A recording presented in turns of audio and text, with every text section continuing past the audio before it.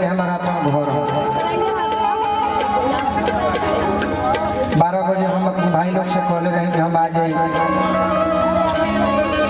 आगे बने से तो एक घड़ी हम बैठ के गए चाहे खड़ा होके गए नीमन लागे वाला नहीं थी गाँव ऐसे बनी कि जब तक ठीक नहीं की हो जा तब तक कम से कम हमार मन लागत रहो। खास करके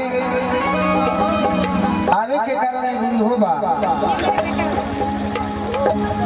कि भारत देश में जहाँ भी भोजपुरी सुनल जाला पूजा तक भोजपुरी गायक नायक के कमी नहीं थे। बाकी जे हमरा के मानत हुई ओकरा से बस हम तने आशीर्वाद मांगे खातिर आइल बनी कि डॉक्टर को हमरा के निराश कर देले बाकी तारा ठीक होके में 2 साल टाइम लगी बाकी रवा से बतना आशीर्वाद दे के हमरा 2 महीना में एकदम हम ठीक होके आ जाए। खास करके हमारा समाज के कुछ ऐसा भाई बड़े हालांकि कमेटी में तो हर समाज के भाई हुई हैं जहाँ मैनी है थोड़ा सा आवते में ही दिखा दिया है कि सब कितना हमारे के मानी ला हमारे इस साइड में तो छोट छोट भाई बहुत सुंदर हाला के चिल्ला के मन खुश कर दिले है सब तो बुझाई लगी गुलू भैया के मानने ला लोग मंच पर आई सब कलाकार के हम प्रणाम करते एगो यही गांव के हमारा भैया जले हमारा गांव में गाय भैंस किने खाते तो बहुत 2 साल पहले पूछलन कि नीरज रहता है कि बोलौले हम तो कितना पैसा दिले रहे तो हम यही कहनी कि हमारे पहचान पैसा रो पैसे नहीं थे। हम चमार दुसाद पसवान मुस्लिम बाबू साहेब बोनिहार घरे जे प्रेम से बोला देला अपन पैसा खर्चा करके हम जाए वाला नीरज भैया से हमार प्रेम घर के बाद बाकी हम कहले रहे कि हम 12 बजे देखिए जरूर कमेटी के भाई लोग तारा के तंग मत करे लगे ऐसे तू एकदम शांत रही हम टाइम पा जाए तो 4 गीत हम गिन के बस सुनाई निमन लगी तो ठीक है बा और नहीं निमन लगी तो ठीक है बा।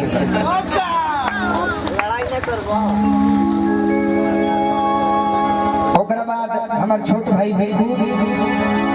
अभी के डेट में निशा उपाध्याय के मार्केट ठीका कोई बड़ी अनुपमा जाती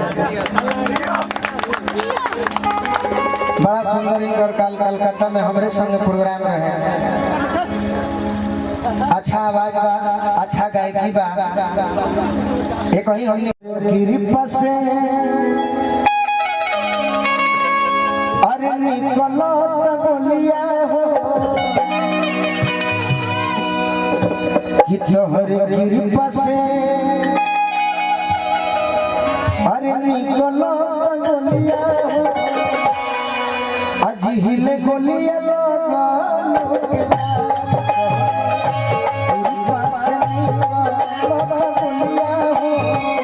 हिले गोलिया लोग भोले रही हो झोलिया हो भोले रही हो झोलिया हो गोलुआ पर की हो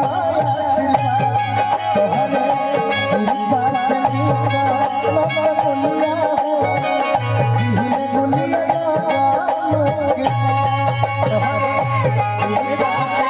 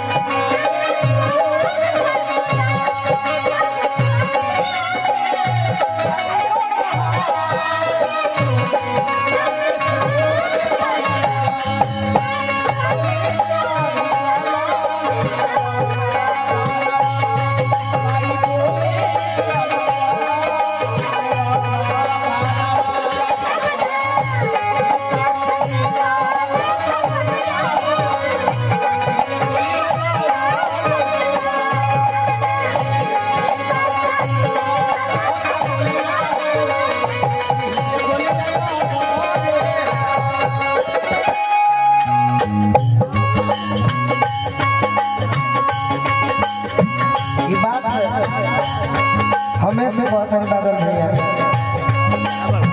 कि धनछुआ में आज प्रोग्राम 12 बजे तक हम ना आएंगे तो अनुपमा जादू के प्रोग्राम होते रहे, बिकू बाबू के होते रहे, भारतीय लेखा नृत्यांगना के डांस होते रहे। हमारा धनछुआ पंचायत के मुखिया बनी, मुखिया के पोती बनी, हमारा पूनम चाची के वही परिवार से नरेंद्र चाचा है, हमारे के आशीर्वाद भेजौले बनी, पद प्रतिष्ठा बन रहो। वही तरी हमारा एगो मर गईला से ये भोजपुरी खाली थोड़े हो जाए, बाकी है गीत के कारण है बा कि हम जानते हैं पापा के परनवा जनवा धनवा होई हम,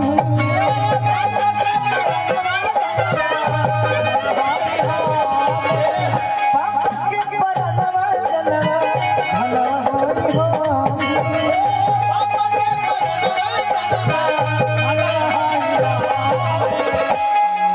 पापा के परनवा जनवा धनवा होई हम। हमारा बिना कैसे जियते भैया अभी मान,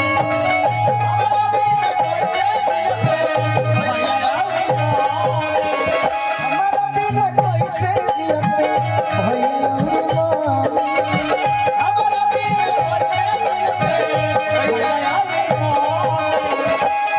और का कि कैसे रहते सब अरे अरवन के टोलिया हो, कैसे रहते सब अरवन के टोलिया हो, हिले गोलिया लगन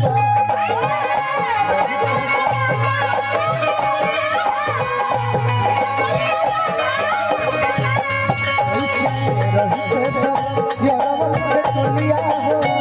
हिले गोलिया लगन।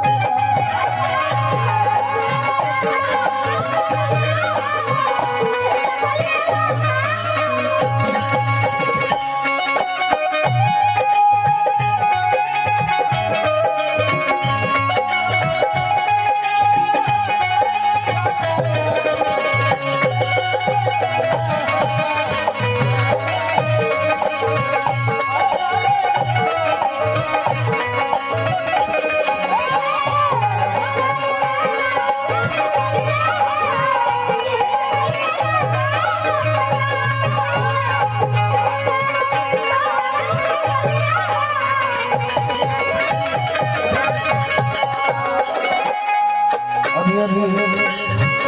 हमारा गांव के बगल हमारा पंचायत चकिया के पंचायत के आदमी के हम नाम ना धोल चाहिए, बड़ भाई कह दिला ऐसे कि नाम बोले हमारे की सुनाई है ना तो प्रभाव मारे के बन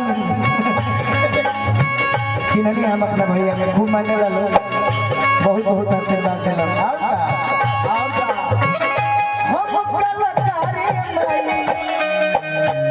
प्यार के भूखा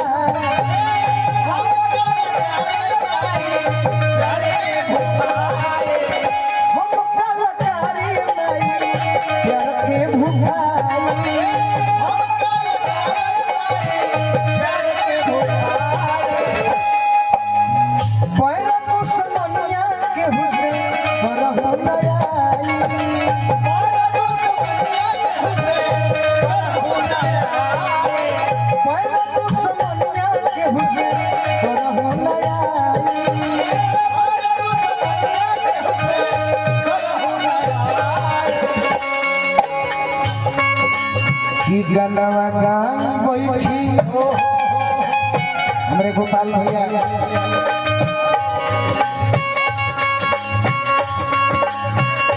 हाँ हमारे जाके के मत हो हम लोग ना तो बगल में चोर बरियार बैठल बा कि गनवा गाय बैठी खाट अरे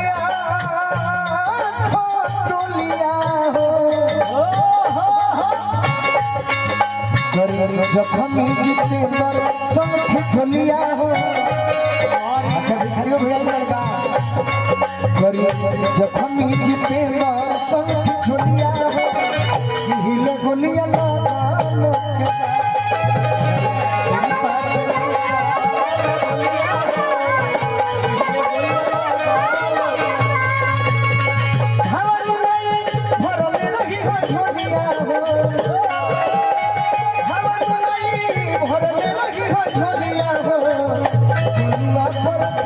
के